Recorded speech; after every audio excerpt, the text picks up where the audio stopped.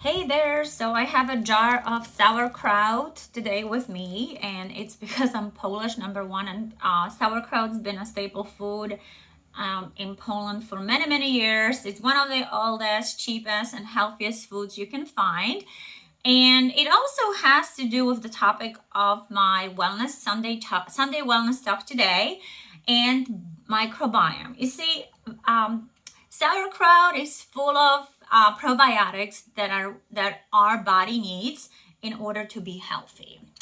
And microbiome, if you don't believe me, actually Polish women have 50%, at least 50% less breast cancers than women in America, for example. And it is because they eat a lot of sauerkraut and they have a better microbiome. So, and another thing is, I don't know if you know this, but there's not a single disease in this world that does not have a connection to the microbiome.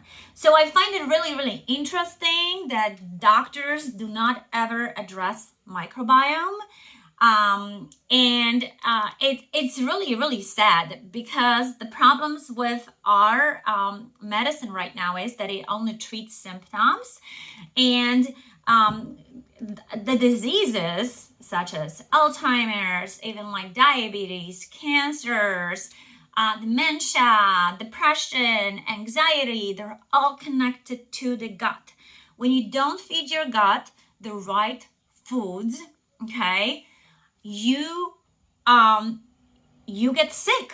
Okay, you might be screwing up your gut lining, and then it might leak out all the bad stuff that you are trying to digest, and that puts your body out of balance, and it puts your body in, like, your body is almost like freaking out, and puts your body out of ease, and brings on a disease. Okay, so Hippocrates said, actually I think 2,500 years ago, that we should listen to our gut and let thy food be thy medicine. And it seems like really, like, no doctors are talking about it. So the reason why I'm making this video and all the other ones, like last video I made about monitoring your sugar, getting a little glucometer to help you with that, and also taking preventative care in your own hands, is because doctors will not tell you anything about microbiome. And the fact is, our body is full of bugs, fungi, viruses. 90% of our cells are actually bacterial cells. For every one human cells, there's 1.3 billion of bacterial cells. So if you want to feed the bugs the good bacteria, not the bad bacteria, by providing it a different variety of foods. And by the way, if you are on a keto diet, you are not giving your body all of these nutrients that it needs. You're not feeding the bacteria, the good bacteria, all the good stuff, which is one of the problems that I have with keto diet. If you are eating bad stuff and feeding bad bacteria all the time, you are messing up with your microbiome.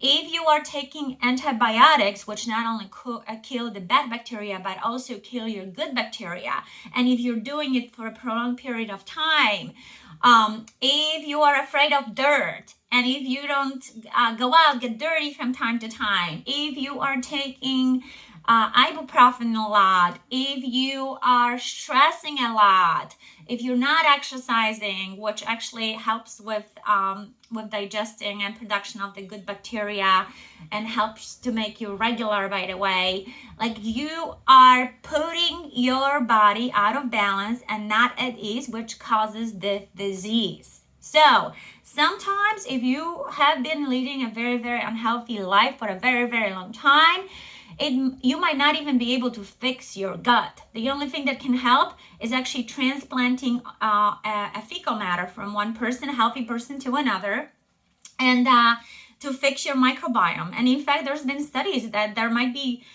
people who are twins, and one of them can be thin and another one is fat.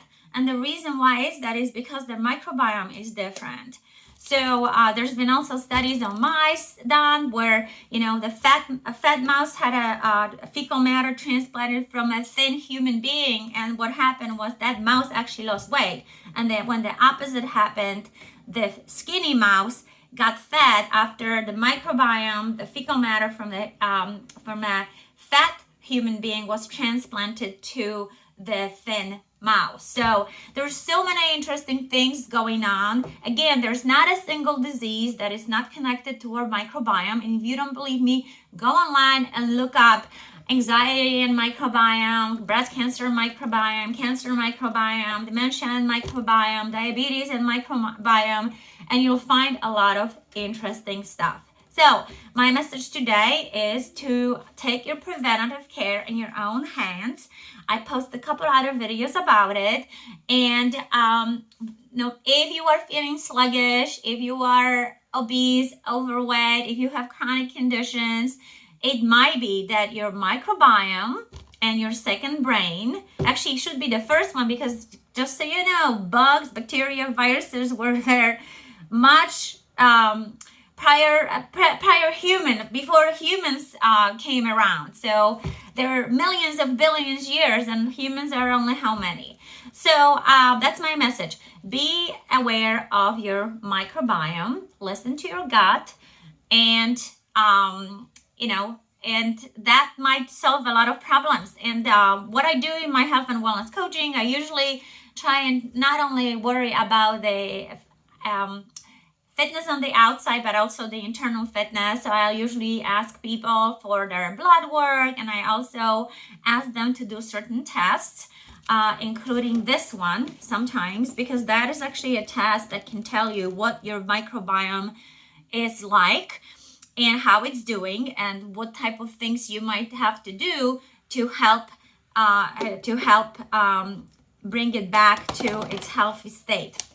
Anyways, so that'll be it for today for my Sunday talk. Let me know if you have any question. Let me know if you are interested in a one-on-one free health and wellness assessment. I'll talk to you later. Bye.